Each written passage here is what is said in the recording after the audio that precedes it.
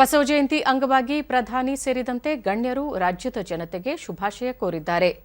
ಪ್ರಧಾನಿ ನರೇಂದ್ರ ಮೋದಿ ತಮ್ಮ ಸಾಮಾಜಿಕ ಜಾಲತಾಣದಲ್ಲಿ ಬಸವ ಜಯಂತಿ ಪ್ರಯುಕ್ತ ಜಗದ್ಗುರು ಬಸವೇಶ್ವರರಿಗೆ ಗೌರವ ನಮನ ಸಲ್ಲಿಸಿ ವಿಡಿಯೋ ತುಣುಕೊಂದನ್ನು ಹಂಚಿಕೊಂಡಿದ್ದಾರೆ.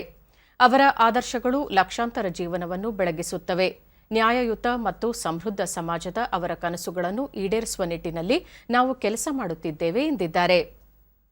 मुझे भगवान बसवेश्वर के वचनों, उनके संदेशों से निरंतर कुछ न कुछ सीखने का सौभाग्य मिला।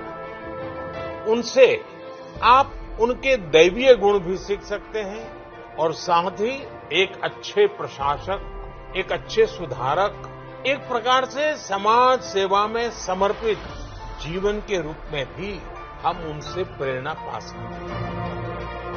भगवान बसवेश्वर की वाणी, उनके वचन, उनके उपदेश ज्ञान का ऐसा स्रोत है जो आध्यात्मिक भी है और धरातल पर जमीन से जुड़ा हुआ प्रैक्टिकल गाइड की तरह मार्ग भी दिखाते हैं।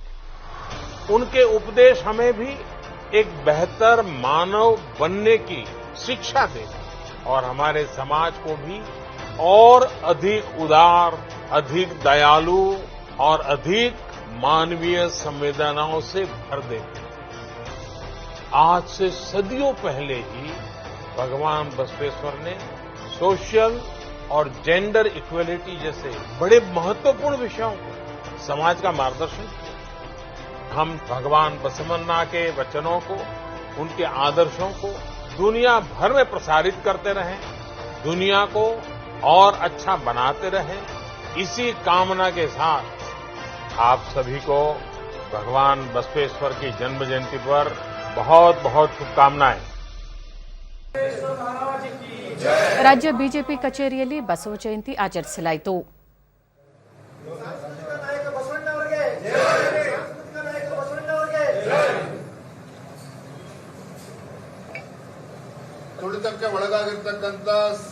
ಈ ವೇಳೆ ರಾಜ್ಯಾಧ್ಯಕ್ಷ ಬಿವೈ ವಿಜೇಂದ್ರ ನಾಡಿನ ಸಮಸ್ತ ಜನತೆಗೆ ಮಹಾನ್ ಮಾನವತಾವಾದಿ ಜಗಜ್ಯೋತಿ ಶ್ರೀ ಬಸವೇಶ್ವರರ ಜಯಂತಿಯ ಹಾರ್ದಿಕ ಶುಭಾಶಯಗಳು.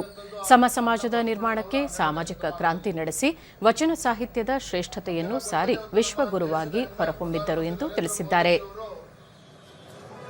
ಭಾರತ ದೇಶದಲ್ಲಿ ಅಷ್ಟೇ ಅಲ್ಲ, ಜಗತ್ತಿನ ಯಾವುದೇ ದೇಶಕ್ಕೆ ಹೋದರೂ ಸಹ ಅಲ್ಲಿ ಅಣ್ಣ ಬಸವಣ್ಣನವರನ್ನ ನೆನಪು ಮಾಡಿಕೊಳ್ತಾರೆ.